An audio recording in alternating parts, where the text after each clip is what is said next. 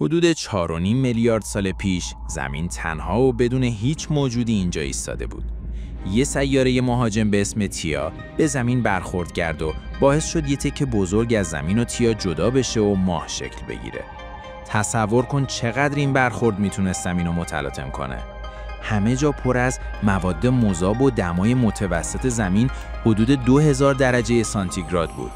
میلیون ها سال این وضعیت ادامه داشت، اما کم کم زمین داشت خنک میشد و کم کم آب هم پیدا شد. ولی وایستا، آب؟ توی این جهنم مذاب آب چطور میتونست باشه؟ الان که بیشتر از 70% زمین آب پوشونده، تصورش سخته که اون موقع حتی یه قطره آب بمونه.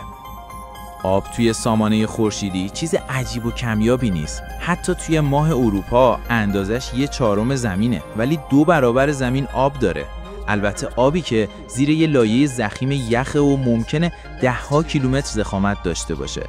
پس آب توی سامانه خورشیدی زیاد هست، ولی بیشترش گیر افتاده و آزاد نیست. برای اینکه بفهمیم آبهای زمین از کجا اومدن، باید بریم بیش از 5 میلیارد سال پیش، وقتی که سامانه خورشیدی هنوز شکل نگرفته بود. ستاره شناسان میگن شکلگیری سامانه خورشیدی از یه سحابی شروع شد. باقی مانده یه ستاره‌ای که از گاز و غبار تشکیل شده بود. این گازها و مواد کم کم یه ستاره جوان ساختن که همون خورشید ماست. ستاره جوان جاذبه زیادی داشت و گاز، غبار و شهاب سنگ‌ها دورش میچرخیدن و اسیرش شدن. به این مرحله میگن قرص پیش ستاره‌ای. یه ستاره با کلی گاز، غبار و شهاب سنگ که هنوز سیاره‌ای شکل نگرفته. اما طی میلیون‌ها سال این مواد به هم چسبیدن و سیاره‌ها شکل گرفتن. بیشترشون گازی بودن، اما تو یه گوشه دیگه یه اتفاق دیگه افتاد. با ترکیب آهن و سیلیکات یه سیاره سنگی شکل گرفت، کره زمین خودمون.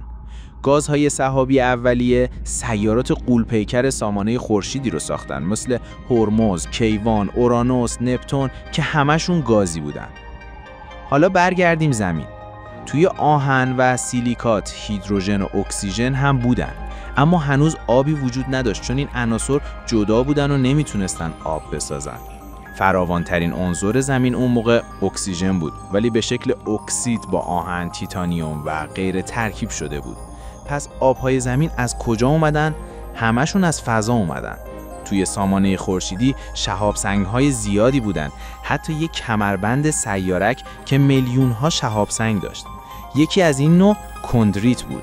سنگ‌های پر از آب معدنی، ولی آبشون مخفی توی سنگ بود. وقتی ذوب می‌شدن آب آزاد می‌شد.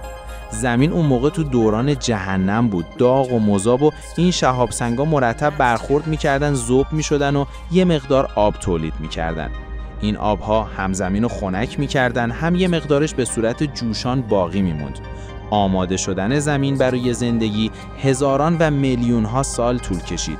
فشار جو اون زمان خیلی بالا بود، حدود 230 برابر امروز. پس آب حتی تا 300 درجه هم بخار نمیشد، ولی یه دریای جوشان درست میکرد.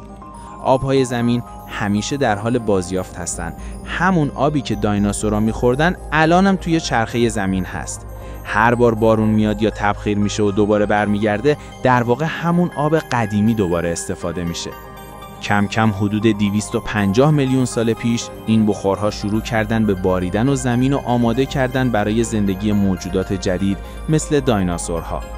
هزاران سال طول کشید تا آبها جمع بشن، زمین سرد بشه و شرایط برای حیات آماده بشه. تصور کن میلیون ها سال طول کشید که این سیاره از یه جهنم مذاب به جایی تبدیل بشه که امروز ما توش زندگی میکنیم. جایی پر از اقیانوس‌ها، رودخانه‌ها و زندگی متنوع.